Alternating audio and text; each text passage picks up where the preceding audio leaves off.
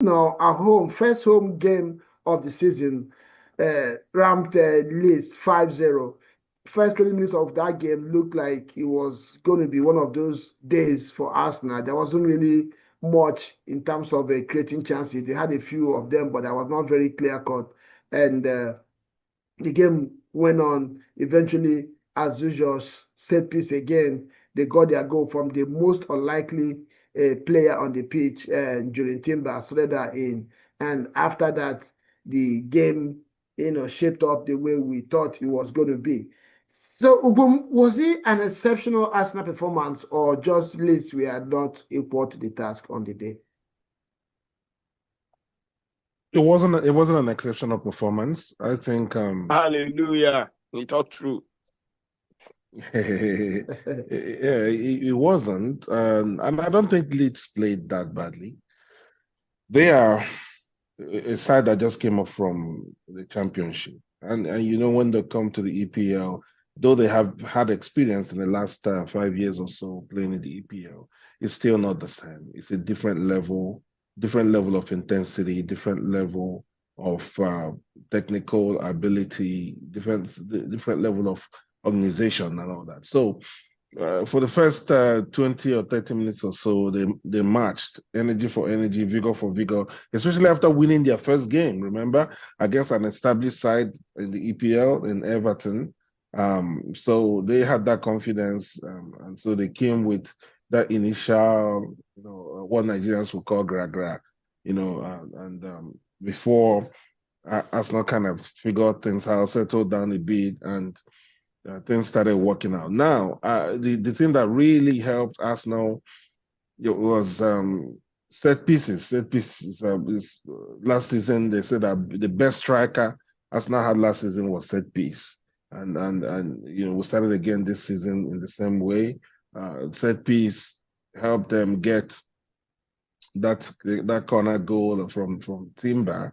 And once they scored that first goal, the initial nerves kind of started wearing off, and things started opening up. And then also things were not working per se for Odegaard. In terms of finding the right spaces, making the right passes forward. So when he was removed, when he left because of injury, and they brought in Waneri. Waneri, of course, is more of a midfielder that always on the front foot, doesn't really pass it around that much, is a bit more direct than Odegaard. I think that also helped. So, yeah, not an exceptional performance by Arsenal, but exceptional in front of goal because they took their chances for once, which is what the team needs to take their chances and score goals, and it happened for them. So for me, it's a credit to them that it wasn't exceptional, but the goal scoring was exceptional. So hopefully, when performance becomes exceptional, match it with goal scoring that's exceptional, and then goals will flow. Yeah, I know. Let me touch base with you right quick. Did you see anything that makes you feel that Viktor Gyökeres is going to be a success? I mean, he got his two goals. First goal, good one.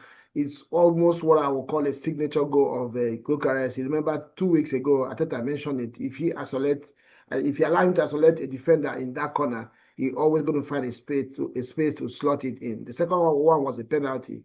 Do you in any way, from what you saw that day, do you think Gyokeres is going to be, do you feel is going to be a success in Arsenal?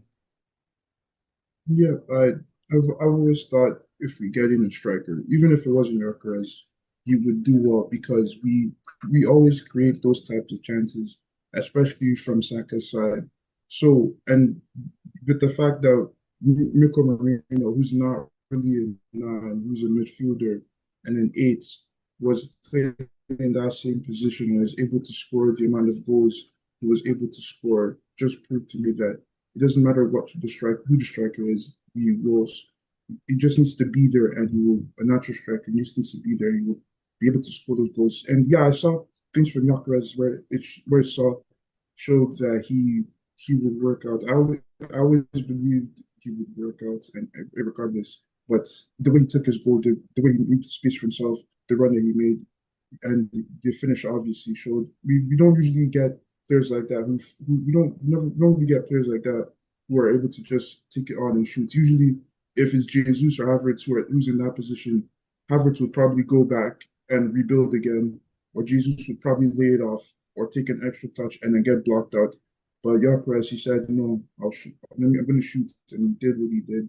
So, yeah, the only issue I have really is that we're not creating the amount of chances that we usually do last season. And I think it's just down to familiarity and it will take time. But I think as the season progresses, they'll both the players and the Gyökeres will get used to each other and it'll take off. Yeah, Malik, if you as a rival fan, what's your biggest take out of that fixture? I mean, it's Leeds. You guys are going to always do numbers on them. You know, I really wasn't too impressed. Obviously, we knew Gyökeres was going to score at some point. You know, he took his goal well though. You have to credit that. You know, following his absence in the first game. You know, sometimes it's always good for players to start running. You know, doing what they do well, banging goals. It builds their confidence. It gives them that excitement. It gives them that edge to want to go again. So I think it's good for him. I think it's good for you lot. I can't even lie about that one, you know. But obviously you lot have got some bad players out injured now, and unfortunately there's another problem in Arsenal, Eze. So I think the Gunners should be buzzing right now. They should really be buzzing, you know. They've got a stable team. They've got a balanced team. The good thing about it is this: we'll see humans on Saturday against Liverpool. And believe I believe Liverpool is home. You know, so that might be a good test for the Arsenal. You know, but looking at it in general against Leeds, I wouldn't really be too excited. You know, Leeds just came back, came up from the championship, Yes, innit? sir. Yes, sir. Yes, And you're supposed to do the numbers on Leeds sir. anyways. If it was one of them ones that Leeds were beating humans, then it'll be big news. But Arsenal beating Leeds 5-1 or 5-0 or whatever humans had the result. It's good. Gyokeres had 2 goals. It's good too. You know, I see players chipping in, doing work.